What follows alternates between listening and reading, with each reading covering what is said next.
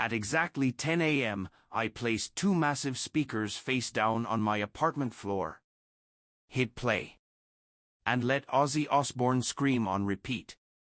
Within seconds, the people who had tortured me for months were pounding their ceiling, screaming, losing their minds. Funny thing is, they started this war. If you've ever had neighbors from hell, people who made you feel powerless inside your own home, then you're going to love this one. Hit like, subscribe, and settle in. Because this is one of the most satisfying, perfectly deserved revenge stories you'll hear today. This was back in 1990. I was 18 years old, barely an adult, moving into my first apartment.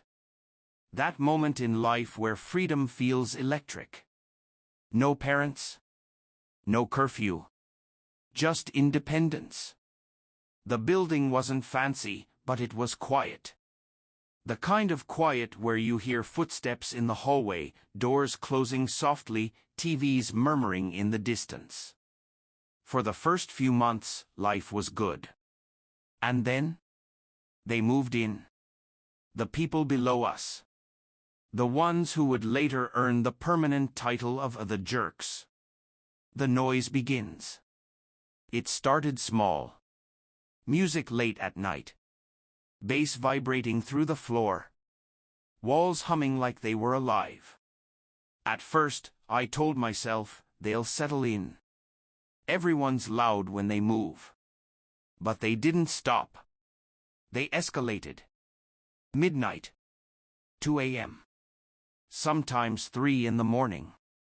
The music wasn't just loud, it was aggressive, distorted, pounding. The kind of sound that crawls into your skull and refuses to leave. Sleep became impossible. Lying in bed, staring at the ceiling, jaw clenched, heart racing. That helpless rage. The kind where you feel trapped inside your own body. Trying to be the bigger person. So I did the adult thing. I went downstairs. Knocked on their door. Forced a polite smile. "Hey, man, could you keep it down a bit? The sound travels." They smirked. Said, "Yeah, sure." Door closed. Nothing changed. A few nights later, I tried again. Same routine. Same fake agreement. This time, they didn't even pretend to care. Calling the cops made it worse. Eventually, exhaustion won. I called the cops.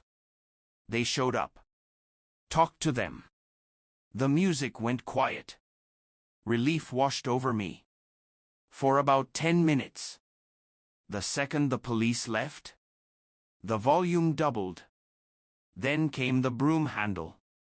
They started slamming their ceiling, my floor, over and over, like a threat. I could hear them shouting. Laughing. That was the moment it clicked. They weren't just inconsiderate. They were doing this on purpose. The neighbors unite. That's when I started talking to other tenants.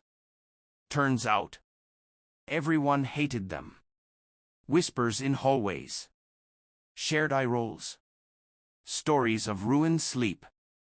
One neighbor leaned in and said, "If you've got a plan, warn us first." That's when something shifted. I wasn't alone anymore. The pattern no one noticed. One detail stood out. They were always loud at night, but strangely quiet during the afternoons. Every day. Like clockwork. That's when my roommate and I looked at each other and smiled. Because my roommate had something special. 4 to 5 foot speaker towers. Absolute monsters. And suddenly, the puzzle pieces fell into place. The breaking point. By this point, I wasn't just tired. I was angry. Not explosive anger. Controlled, focused anger. The kind that sharpens your thoughts. I remember thinking, if they love noise so much, let's give them noise. Revenge, carefully planned. We warned the neighbors. Everyone on board. At 10 a.m. sharp, we laid those speakers face down on the floor. Right over their living room. I slid in the CD. Ozzy Osbourne. Volume, max. Repeat, on. Then we waited. Impact. The first scream of guitar ripped through the floor. Within seconds. The broom handle returned. Only now it sounded desperate. We heard shouting. Actual yelling. They ran upstairs. Started pounding on our door. We didn't answer. Just stood there. Listening. Smiling. Holding the line. For 3 solid hours, Ozzy ruled the building. By 1 p.m., we turned it down. Silence. The next night, they tried cranking their music again. Not even a minute passed. Ozzy came back. And this time? They shut their music off immediately. No confrontation. No apology. Just silence. From that day on, they never tested us again. No more late-night bass. No more ceiling pounding. The power had shifted. And they knew it. Sometimes revenge doesn't need violence. It doesn't need shouting. Sometimes, it just needs timing, patience. And letting people experience the exact thing they inflict on others. Fair is fair.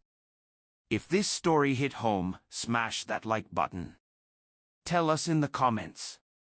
What's the most satisfying revenge you've ever witnessed? And don't forget to subscribe for more stories where justice finally gets its turn.